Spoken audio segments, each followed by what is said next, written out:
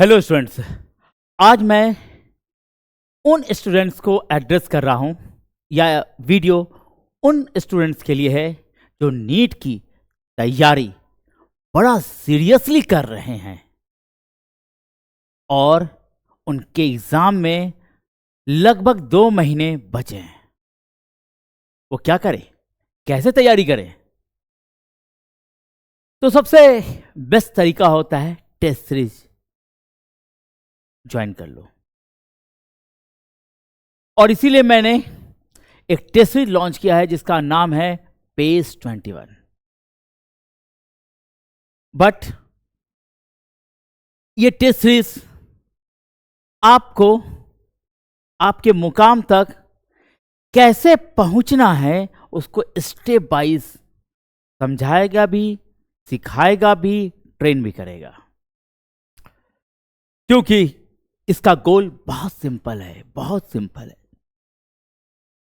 कि आप अपने परफॉर्मेंस को कैसे हाई रख सकते हैं और स्टेबल भी। Not one lucky day, not one lucky test, but consistent rank level performance. तो आइए थोड़ा इसको और डिटेल समझते हैं। आपने सिलेबस कंप्लीट कर लिया होगा, रिवाइज भी कर रहे होंगे, टेस्ट भी दे ही रहे होंगे, लेकिन मास स्टेबल नहीं हो रहा है। क्यों? प्रॉब्लम नॉलेज की नहीं है, प्रॉब्लम परफॉर्मेंस की है। यस, आज मैं आप लोगों के लिए एक ऐसा सिस्टम लाया हूं, या सिस्टम मैंने बनाया है जो टॉपर्स आराम से साइलेंटली फॉलो करते हैं और बहुत सालों से फॉलो करते आ रहे हैं, जिसका नाम है पेस। अगर इनमें से एक भी लेटर मिस किया तो समझ लो रैंक स्लिप हो जाएगा। तो ध्यान से समझना पेस को।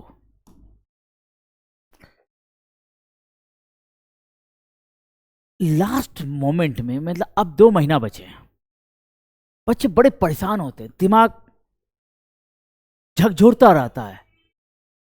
किस बात के लिए भाई? सुबह शाम एक ही बात सोचता है वो स्टूडेंट कि सर पढ़ाई तो बहुत किया है, बहुत कर भी रहा हूं, लेकिन मार्क्स मेरे बढ़ नहीं रहे या तो लूज ही कर रहे हैं। क्यों भाई? तो आंसर सिंपल है, सिली मिस्टेक्स।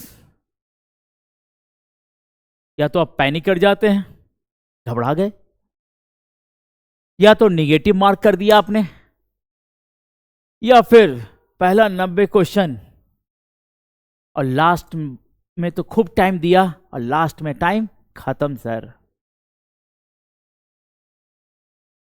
ये सब अलग प्रॉब्लम नहीं है, ये पेस का मिसिंग लेटर है। Yes, pace. पेस जो एग्जाम की पहचान है, जो एग्जाम की समझ है, तो समझते हैं। P for precision, A for accuracy, C for control and E for endurance। अब ये सब क्या है सर? जरा अच्छे से समझाओ सर। तो प्रिसीजन सेक्शन में बताते हैं। एग्जाम में क्वेश्चन पढ़ते हैं और मिस्टेक्स हो जाते हैं। क्यों भाई? अरे सर सही से नहीं समझा। सर क्यों नहीं समझा? बहुत सारे कारण होंगे। तो प्रिसीजन इसी को एड्रेस करता है।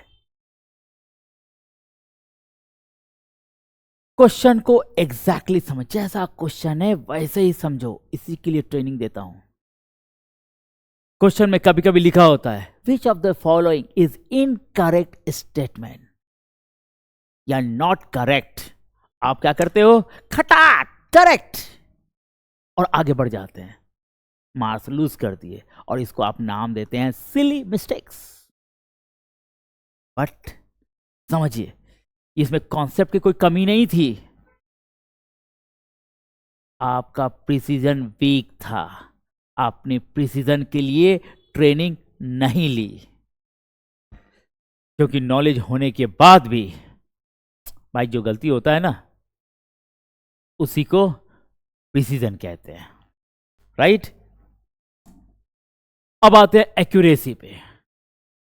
एक्यूरेसी अटेम्प्ट का सच। एक क्वेश्चन पूछता हूं, बच्चे एग्जाम में जाते हैं, क्वेश्चन पेपर मिलता है, धनाधन पेन उठाते हैं, खट खट खट खट खट खट खट खट खट खट 160 क्वेश्चन।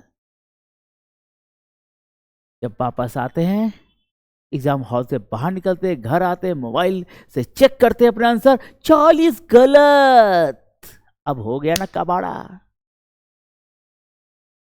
आपने हाई अटेम्प्ट तो किया, लेकिन लो एक्यूरेसी रखा।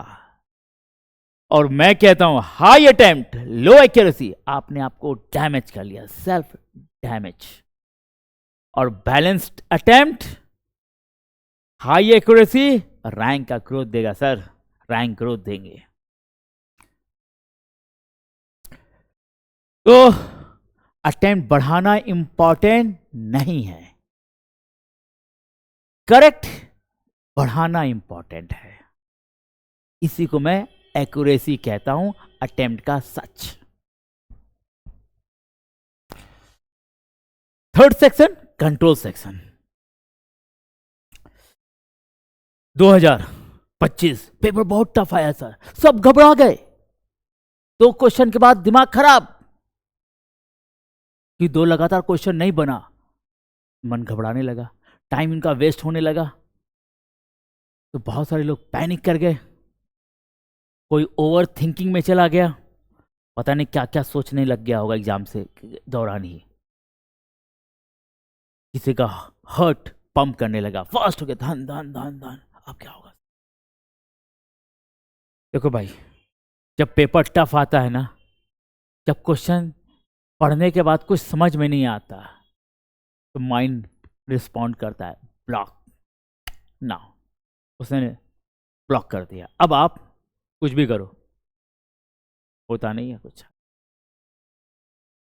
तो याद रखना, पेपर तुम्हें डिस्टर्ब करेगा, तुम्हारा काम डिस्टर्ब ना होना है। और इसी को मैं ट्रेन करता हूं कि एग्जाम से पहले अपने आप को कैसे ट्रेन करें, ताकि पैनिक सिचुएशन में तब पेपर आ जाए तो क्या हो, कैसे अपने आप को उस समय स्टेबल करें और इस कंट्रोल करें। और इसीलिए मैं कहता हूं इसको, इस सेक्शन को इमोशनल स्टेबिलिटी। अगर जिसने कंट्रोल का मतलब समझ लिया, मतलब कंट्रोल मतलब इमोशनल स्टेबिलिटी, राइट। आगे बढ़ते हैं, last section very very important, very very important.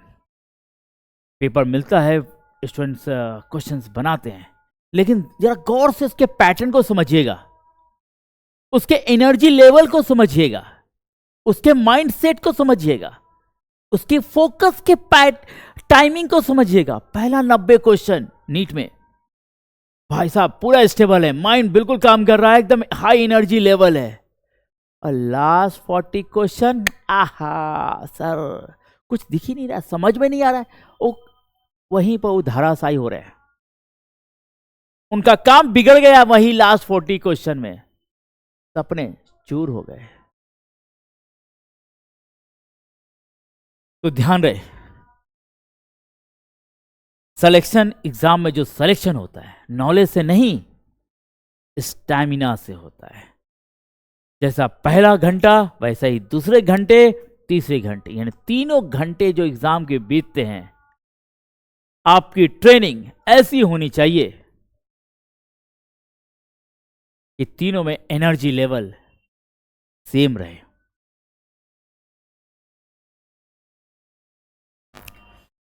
तो सिंपल है सर, थोड़ी सी बात लास्ट में कर लूं।